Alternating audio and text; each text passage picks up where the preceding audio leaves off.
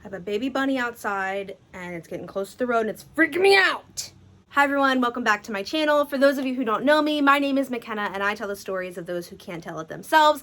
I want to thank you for joining me today, and if you haven't done so already, feel free to hit the subscribe button, ring the notification bell, like this video, and come on back for any videos that I post. Let's jump right into the case today, and that is the bizarre disappearance of Thomas Messick. Tom was 82 years old when he went missing on November 15th, 2015 in the Lake George Wild Forest area of New York State. Tom was a genuine outdoorsman. He loved hunting and fishing. He'd go on camping trips with his family. The list goes on.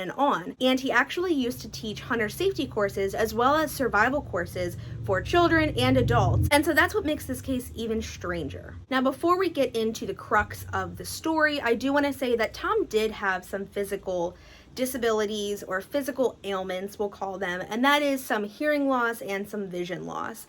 So it is stated that he should probably have been using hearing aids. At the time of his disappearance, he was not using them, and he also had one eye that was significantly impaired. He could see out of it, but it was definitely impaired, and that actually happened during an accident with gunpowder, I believe. His family states that while he had some of these physical ailments, he never suffered from any cognitive issues. That is to say, he had pretty good judgment and he could make his own decisions. When he disappeared, Tom was along with 6 other family and friends. These were individuals, they were men, along for an annual hunting trip to Northeast New York. On November 15th, 2015, Tom and the 6 buddies that he went hunting with decided that they were going to try a different hunting area than they had ever tried before.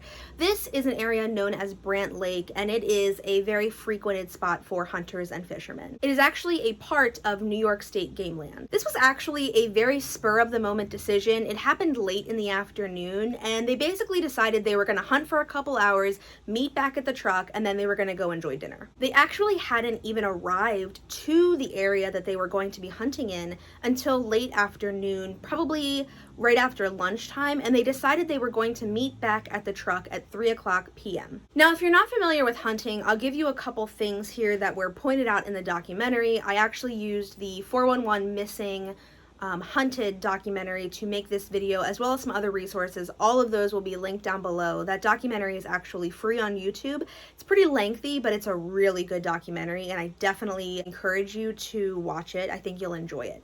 But what I'd like to say is that having a designated meeting place and time is really significant in hunter safety. So if a group of individuals are going to split up, they generally know whereabouts each other is going to be, and they have a specific time and place that they plan to meet up after the hunt is over. Now, I'll go ahead and explain the formation that the men formed, so that way it gives some context about where they were and how they were located. So essentially, Joe, Sid, Alan, and Tom all walked up what is known as Lily Pond Road. They separated themselves in about 100-yard increments along the road and then walked into the woods at about 40 yards at most. These men were intended to be watchers. So essentially, these 4 guys were supposed to walk into the woods all in a line, spaced out appropriately, and then find a comfortable spot and sit down. The other 3 guys along for the trip were younger, and they headed up a ski-mobile trail and headed into the woods opposite the 4 older gentlemen. So all in all, there's 4 guys sitting, they're the watchers, there are 3 men heading in the woods opposite them, and they're actually walking towards the 4 men who are watchers. The purpose of this is to push the deer towards the 4 men who have weapons and are sitting, waiting for the deer to appear. This is a relatively common technique, and I'm pretty sure if you spoke to any hunter, they would agree with you that this is pretty normal and actually makes a lot of sense given the ages of the men who were there. So the 4 men who sat were older, didn't feel like doing quite as much walking, and the 3 other gentlemen who went along for the trip were pushing or driving the deer towards those men. Now, things seemed relatively normal. All of the men agreed that it was a little odd that there was no wildlife in the woods. They didn't see squirrels, rabbits, chipmunks, deer. They really didn't see anything. And Sid claims to have heard a very bizarre noise that he sort of claims to sound like a trap going off. Didn't last very long. I think in the interview where he was interviewed in the documentary, he said it definitely didn't last longer than 2 to 3 seconds, but it was just a bizarre noise that he had never heard before. And it came from a northern peak, which was like a mountain, maybe diagonal of them, 150 yards. 3 p.m. rolls around and all of the men meet back up at the truck, but Tom doesn't show. And this is really strange given that all of them were seasoned hunters. They all agreed to meet at this specific place at this specific time. They all had radios geared up to the same channel, and so they tried to reach him that way, and that failed. He did not respond to their calls. So immediately, all of his buddies start looking for him. They fired off shots in order to try to get him acclimated to where he was in case he got turned around or lost. He could listen, hear those shots, know that his friends were in a particular direction and head that way. They also honked the horn of their truck, trying again to give some sort of sense of direction to Tom had he walked off and gotten lost. This is pretty standard from what I read, from what I've heard, and from other hunters that I've talked to, and it's actually a technique that Tom himself would have taught in his classes. One of the men notified the local rangers, and the others continued to search for him. Now, the sun eventually set at about 7:30 that night. 3 of the men went back to the cabin while the other 3 continued to search, firing off shots, honking their horns, and just making an attempt to find Tom. Tom's son was along on the trip, and he called his mom to say, hey, Dad's in the woods, we can't find him, don't worry, we're gonna find him, I'm sure it's no big deal. That did not end up being the case. The search for Tom took off immediately. This is one case that you'll read about where I think you'd be hard pressed to find fault with any of the teams who were searching for him because there was no delay. These agencies took off from the get-go and searched for Tom as if he was a celebrity.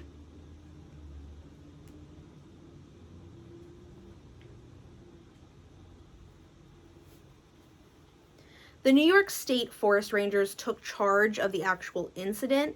They were the agency in charge, and the actual official search began on November 16th, 2015, which is the day after he went missing. The Warren County Search and Rescue Team, made up of 13 highly trained, specialized individuals, started off the search. Then the Air National Guard and the state police took off in their helicopters, volunteer fire departments committed men and women, divers searched the pond, canine units took off on the ground, and in total, about 60 agencies all committed people to searching for Tom.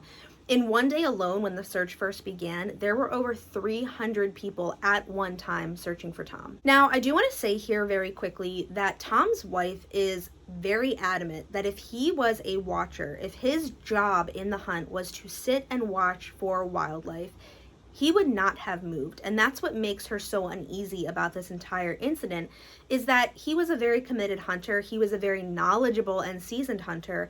And so the fact that he would get up from where he was supposed to be sitting for the hunt doesn't make any sense. They searched the area using string to create bump lines. So what this means is the men, let's say there's 8 of them, one would have string, they'd walk the course, flip, put string again, walk back, and this means that the area is being searched and then roped off so they know that area has been searched already. After that's been completed, they then search this way. So the area where he was potentially missing had been searched twice by numerous individuals. And I thought, well, maybe the men were spaced too far apart. They could have walked over his body had he fallen from a medical emergency. But it's a really thorough technique. And the individuals who were searching were told they had to be close enough to one another where they could see the ankle of the person next to them. So initially I thought, well, maybe it's just really dense forest and they couldn't see between one another. They might have been spaced apart too far, but I just don't think that's the case given what we know about how the area was searched. Now, on the 4th day of the investigation, the FBI actually showed up. 2 agents from the FBI came, and that's really bizarre because the FBI is not known to get involved in missing persons cases. It's actually not part of their mission. So some people would say that this is really bizarre that 2 FBI agents out of nowhere just show up. Now, when the police were interviewed later, they stated that they believe the FBI was there to provide some technological help, whatever that means, And when Tom's wife was interviewed, she stated that the FBI showed up, basically told her that Tom was now considered an official missing person and that something weird was going on. They didn't have an answer, and until they found more evidence, they wouldn't have any information for her, but that his case was weird and he was officially a missing person.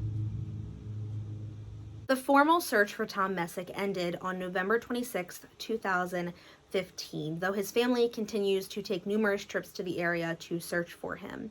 Eventually, Tom's wife said, "I can't sit here anymore. I have to get out of here. We have no answers." His family returned home when it got close to Thanksgiving, but still there are zero answers about what happened to Tom. The most interesting part of this case is that his weapon, his clothing, the snack he had in his pocket, and his radio were never recovered.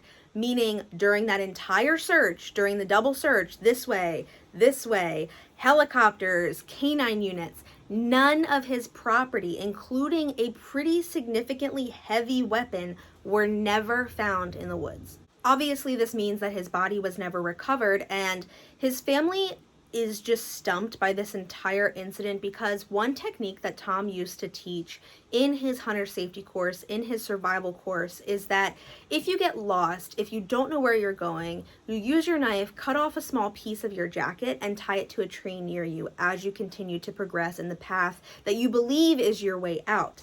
That way, when people start to look for you, they can find the path that you've taken. Given the fact that this is a tactic that he would have taught in his classes, it is extremely bizarre that this didn't occur. If Tom had gotten lost, why didn't he put into practice some of the techniques that he would have taught to others in his hunter safety course? Now let's very quickly go over the theories that I found on Reddit. Now I don't use Reddit for a source of factual information for a missing persons case, but I do use it to see what the general consensus is regarding theories about what might have happened to this person. So the first theory is that Tom fell sick and collapsed in the woods and was never recovered. This is just something I can't get on board with. This is just my personal opinion, but if he had fallen ill and fell to the ground in the woods, I truly believe that his body would have been found. Even if he had been attacked by some sort of animal, there would have been a scatter of clothing, there would have been some sort of recovery made, and that's not the case. The next theory is that he left the woods for whatever reason and got picked up by somebody. Now, I did see a really interesting theory, and that is the idea that maybe he had had some sort of incontinence, or that he had accidentally had some sort of bathroom emergency, had an accident, and felt like he was embarrassed to tell any of his buddies, and so he tried to leave the woods to clean up. And this is something that I could get on board with because I've worked with older people for a long time, and I know how embarrassing it can be when they do have bathroom accidents. And why would you want to tell any of your friends that? You'd want to get out of the woods, you'd want to clean up and get back to where you were and just not ever admit to it happening. So I could get on board with that. That's not a theory I've seen the family discuss, but even that's strange because nobody claimed to have seen him out of the woods. You would think that had he gone back to like civilization or into town to use a bathroom, somebody would have seen him, and that's not the case either. Some individuals claim that maybe a tree fell, and that would account for the noise that Sid heard, which was a bizarre sound. Again, I can get on board with the idea that the sound he heard was possibly a tree, but the theory goes that maybe a tree fell on Tom.